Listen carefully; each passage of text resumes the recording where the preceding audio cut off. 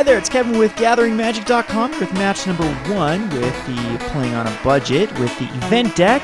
Unfortunately, I do believe this is going to be a mulligan hand. We would definitely keep this if there was 2, as it's a very aggressive little curve here with his Xathrid Necromancer, Mogis Marauder, and Nighthowlers, but unfortunately, we're going to mulligan this to try to hit another land. I mean, we do have action with the Cacklers, but I don't think it will be enough. I mean, we are on the play, so I mean, I could chance this, but I still would need to run. I would need to draw into 2 lands, so I think I'm going to mulligan this. This is definitely better. We have the removal, we have a Tormented Hero, we have the Xathrid Necromancer. So we're up against a Temple Garden card I haven't seen in quite a while, as green and a white has been very rare here on MTG in the last few weeks. So we'll see what we're up against. We have this great Tormented Hero to start us out. And loving that Nighthowler as well. And if he puts out anything, we can ultimate price it. Hopefully it's not a Voice of Resurgence. That will give us a bit of an issue. But it's a Sylvan Caryatid. And that's good because it allows him to block the Tormented Hero. There's our agent. So can't get in here for anything at the moment. And let's see if this is some sort of Bant Ramp deck. It looks so far just like a green-white deck. As the normal forests, usually Bant control decks don't use very many, if any, regular forests. So for 4, it's going to be Unexpected Results. That's awesome. And he hits another Unexpected Results. All right. So that's cool. I like to see these. Oh, that's too bad. So he hits a Hunter's Prowess with his Unexpected Results. So we're going up against a rogue deck. These are, of course, decks close to my heart. But the Hunter's Prowess, unfortunately, does nothing on a Sylvan Caryatid. And yeah, so that really hurts him. Basically, it was like a mulligan for him, and it wastes his 4th turn, or his 3rd turn. So now we can go for a Xathrid Necromancer or a Tormented Hero or an Agent of the Fates. So we'll just do an Agent of the Fates. Get in here for 2.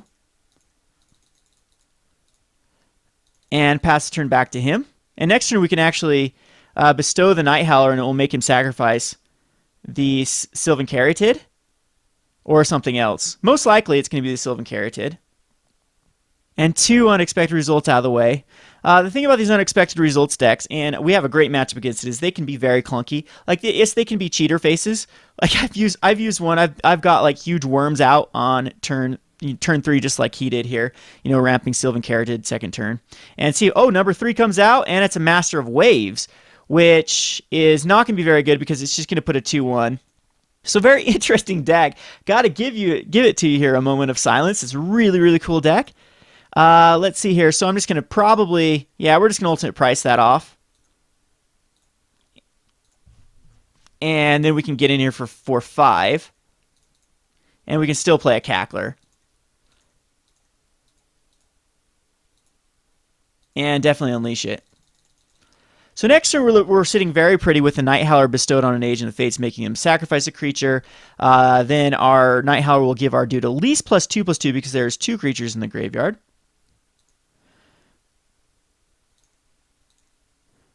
And no play on his part. Okay, so we'll go ahead with that line of play. There goes the Caryatid, unless he can flash something in. A Boon Satyr could be flashed in. Trying to think of what else could be done on his turn. For 2 mana. A blue Shambles Shark. Cyclonic Rift. That's not going to help him because it's still on the stack. I mean, it does at least save him 5 damage. But as still being on the stack, the Caryatid is going to die and he's still going to take 4 damage. So I'm sure there's other ramp cards in here. Maybe a Prime Speaker Zagana. If I were to build a Bant Unexpected Results, Primeval Bounty would be in here.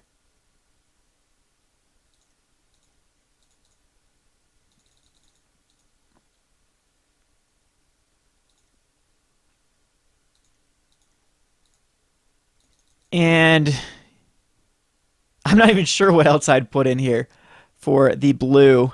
I have some, on my channel, I have some old school Unexpected Results that I did a few months ago. I don't think I've done an Unexpected Results with the Born of the Gods, which might actually be more interesting because you have other ramp cards like Kiora. So it's definitely something to look into. But I mean, I like the idea of his deck. I'm sure that Master Biomancer's in here too, so it's double Masters and Unexpected Results. But he's got to have some pretty degenerate targets that he's going to be trying to get with his unexpected results. So Shred-Freak is nice. We'll go ahead and chuck him out. And I'm going to also put out a Xathrid Necromancer, just in case he's got some way to remove my stuff. And he's going to go down to a 1 here.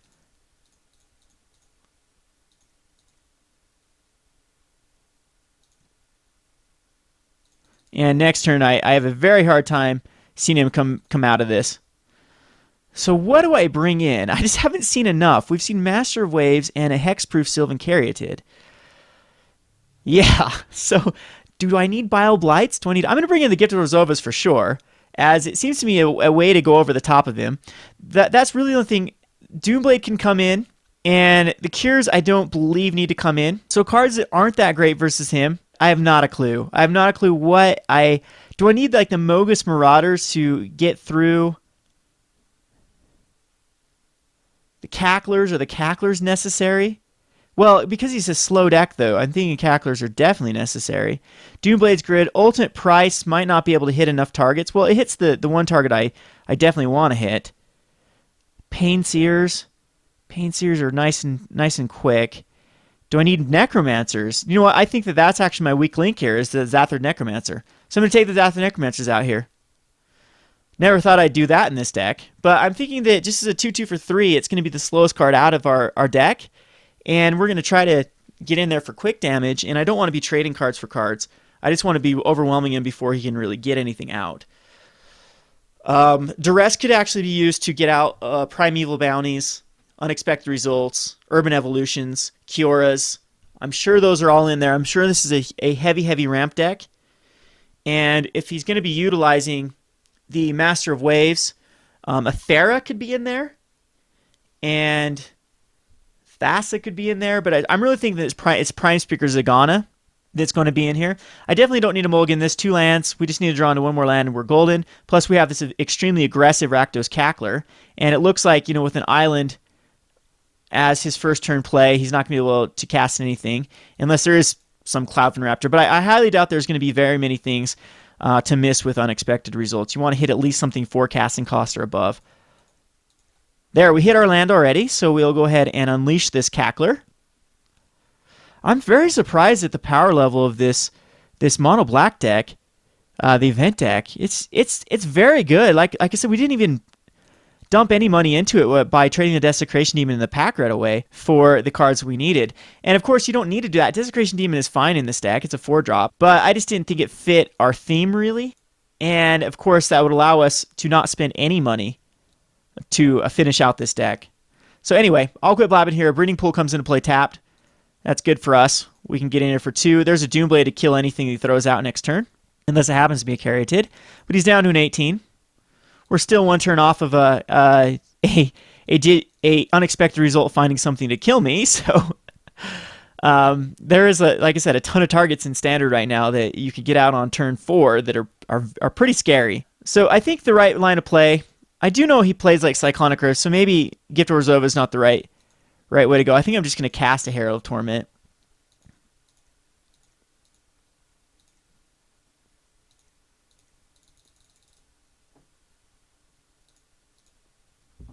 See if he has like Essence Scattered. Or it can't quite be Plasm Capture. That's another card that I'm pretty certain is in here. But it's pretty bad versus my deck, because there's nothing worth countering.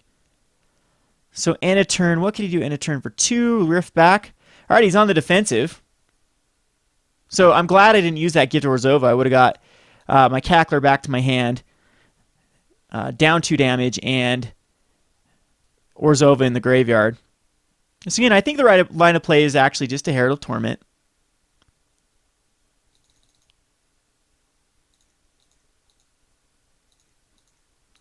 As we can just keep getting here for 2. There's another backup Torment.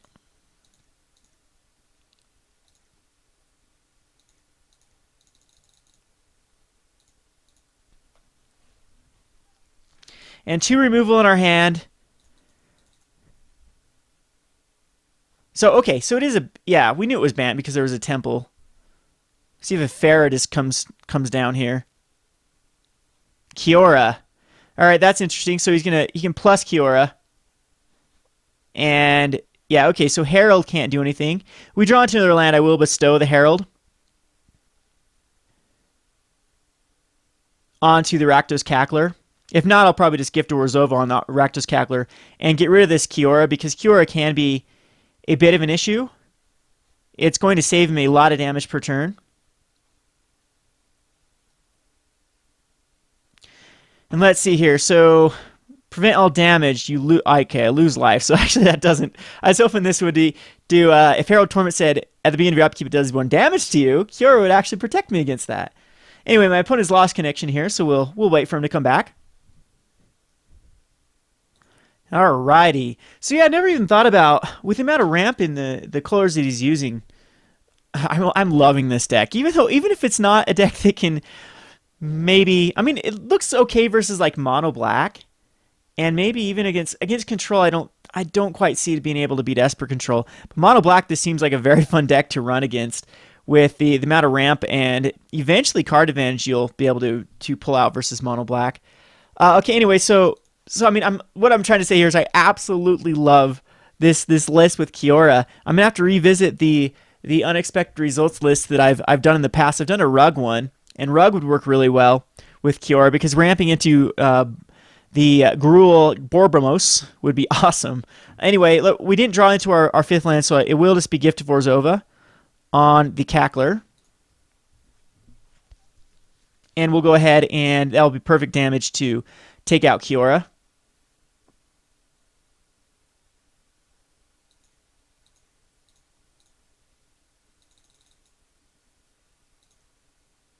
And we have 6 power on board.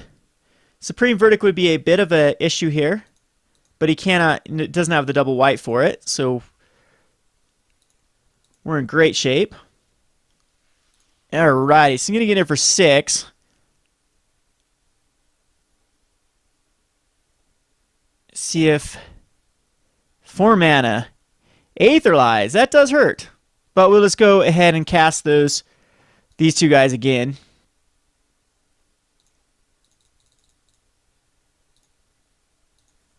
Cyclonic Wrist, Aether Eyes.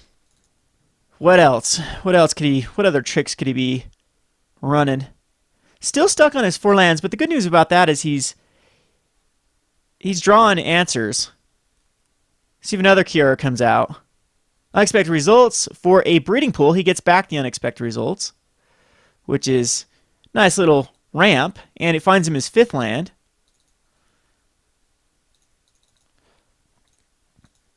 But hopefully we can draw into our 5th land here. We do. So what I'm going to do is bestow. And we'll get in there for 8.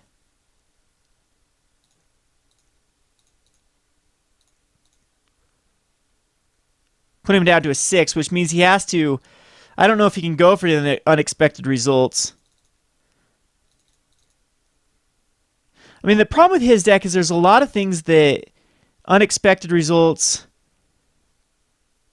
can just completely miss on. And when I build an unexpected results deck, I want it to be able to hit at least 90% of the time into something that's relevant, either a land or a big creature or an enchantment, just some sort of permanent that actually affects the board. Because when he hits into Cyclonic Rift, there might not be a target for it, or Aetherlize, if he does it on, of course, his turn, if he were to hit into an Aetherlize, then he would, it would be a completely dead card. We saw that with the Hunter's Prowess, and he hits another breeding pool, so this is game.